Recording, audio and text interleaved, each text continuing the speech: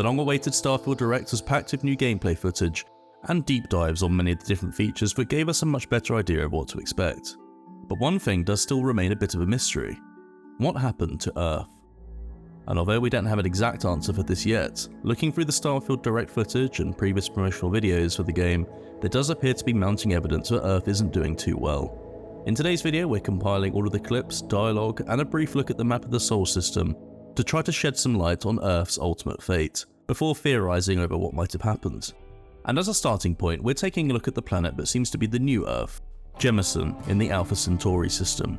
Something that's repeatedly been mentioned by Todd and the team is the usage of data from NASA to create Starfield's galaxy, including the functions and appearances of certain planetary features and atmospheres. And the planet Jemison, named after NASA astronaut Mae Jemison, appears to be the game's version of the real Super Earth that's believed to be in the Alpha Centauri system. Home to the capital of the United Colonies, New Atlantis, it's been described as the largest and most detailed city ever built in a Bethesda game. Founded in 2161, it's also existed for a long time in-universe, with the game set in 2330, 169 years later. It might also be the first major settlement to be built in the stars. I think we can surmise then that its status as the capital of the settled systems, which includes the Sol system, and because it's credited as being the largest city in game, mean that Earth no longer has inhabitable cities of the same size, the planet's similarities to Earth making it a perfect standard.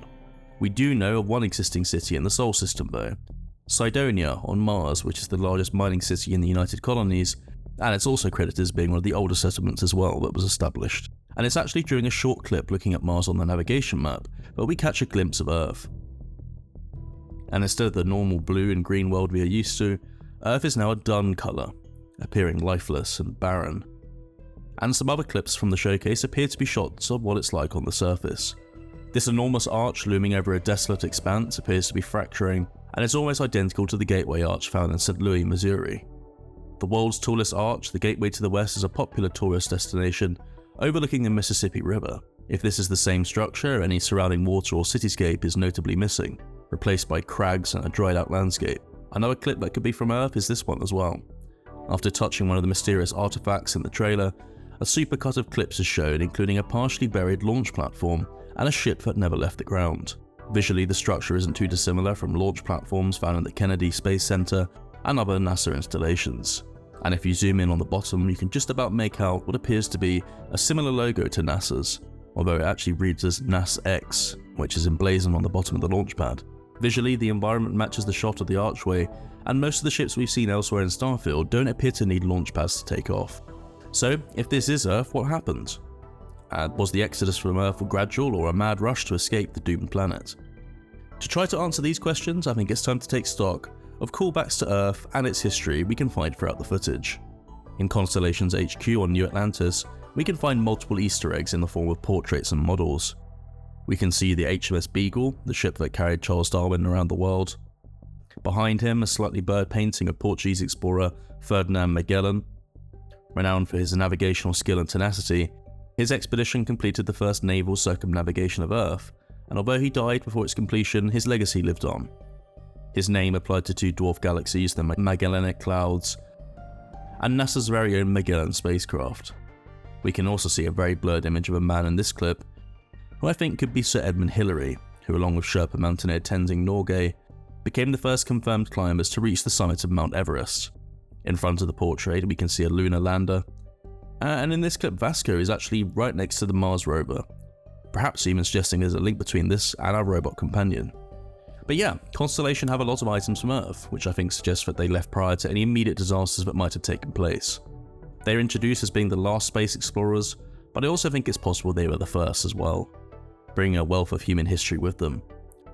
Elsewhere in the new footage we can see this statue of Solomon Coe, founder of Aquila City and ancestor of companion Sam Coe, which could also be based on the famous statue of Christopher Columbus. In an older trailer we saw a clip of what appears to be a museum filled with NASA technology, or perhaps Starfield's version of NASA. We can see a lunar buggy, lunar lander, Mercury capsule, and an Apollo command module.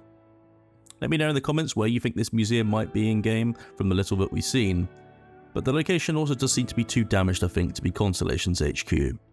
It's possible that it could be the same location that we see in these clips. This character, who is reminiscent of the Collector from Marvel, appears to be in possession of at least one of the alien artifacts we're searching for. and the rest of his collection is full of classical Greek or Roman statues. We can also see a terracotta soldier and other antiquities from Earth. These same statues also appear in the latest footage as well. In a segment discussing cruise ships filled with the wealthy elite, we see flags belonging to the Terran Preservation Society, and the banner itself tells a story. Green flora spiraling up towards a more traditional image of Earth, and perhaps the collector character is part of the Terran Preservation Society, dedicated to preserving Earth's history. Summarising the contents of these clips together though, again I'm inclined to believe that these characters left Earth with some time to spare. Conversely, this interaction did have me wondering if the opposite was true for some characters at least. And it's possible that these clips have been spliced together, but we first see the player character approaching a ship called the ECS Constant. ECS is a new faction abbreviation, and the design of this ship does appear to be similar to the partially buried shuttle we saw earlier. A possible tell that these clips were spliced together is the unidentified ship message on the wheel in the second clip. Either way, these new characters are really surprised to see another human. You're human? We thought we were the only ones to leave Earth. And combined with the interiors, like this hydroponics lab, seems to suggest that this could be a colony ship of survivors. But why this surprise though? Well, perhaps the final ships to leave Earth were leaving in a hurry and were unable to stay in contact with anyone else. Or maybe this ship was actually one of the very first to leave, but similarly has been in isolation. It did kind of remind me of the vaults from Fallout as well, from the outfits they were wearing to the general layout of what we see. Anyway, time to summarise and come up with some potential answers. There have been hints since the very first trailers that Earth has suffered something pretty terrible. In the teaser trailer before we got any gameplay, the book Omega, The Last Days of the World can be seen on the shelf. A book featuring a dying Earth and the search for a new home in the stars. Going even further back, the very first trailer we saw for the game, and knowing what we know now about how the Earth looks from that star map, then perhaps this orange desolate planet was Earth at this entire time. My running theory at the moment is that some explorers and colonists left Earth prior to a cataclysmic event. However, they were fully aware at the time that the Earth was dying gradually. Whether this was from environmental changes or wars is difficult to say. We did see a brief clip in the latest trailer of what appears to be damaged and abandoned mechs, something we haven't seen anywhere else as of yet. And this could be remnants of a war on Earth, but it could also just as easily be remnants of the colony wars fought between the United Colonies and the Free Star Collective. So there's nothing conclusive there. But despite my belief that some humans did get off Earth prior to any event, some other pretty big factors point towards there being a sudden shift. Population numbers for humanity in the stars pale in comparison to the billions who presumably inhabited Earth at this time. Relics displaying United States or NASA insignia can be seen, but all of the factions we meet in the stars are completely new ones, with seemingly no attachment to the old neighbourhoods countries. And one of the most interesting details that seems to be inferred is Constellation and the other factions we meet might not actually know what happened to Earth either. In videos discussing the main quest, it's been mentioned that we will learn what happened to the planet during those quest lines, and we can clearly go there ourselves judging by the latest trailer. The main story is also centered around recovering mysterious alien artifacts which speak to us and can be assembled to create some kind of machine. Perhaps this technology is directly involved in what happened to Earth. We can find chunks of the material in what look like meteors. Maybe Earth was struck by a meteor, or that initial grav jump shown in the first teaser is actually wiping the planet clean. There was one throwaway line in the trailer which could be signifying that these artifacts have a hidden, more dangerous purpose. Human settlements throughout the galaxy could be at risk. But this really is speculative at this point, but the level of damage done to the planet just seems to be more than just a nuclear conflict, for example. Water is completely gone or dried up, and there's barely any wreckage from destroyed buildings visible. What do you make of it though? Do you think the state of the Earth has something to do with the alien artifacts? Let me know in the comments. I'll be back with more in-depth Starfield videos soon, focusing on a variety of topics on the showcase, taking a closer look at the building mechanics, factions, and some more developed theories about the artifacts in the main story. If you enjoyed this particular video, please consider subscribing to help the channel grow. We'll be posting more Starfield content and a variety of Fallout content, so turning on the bell icon is definitely the best way to stay up to date.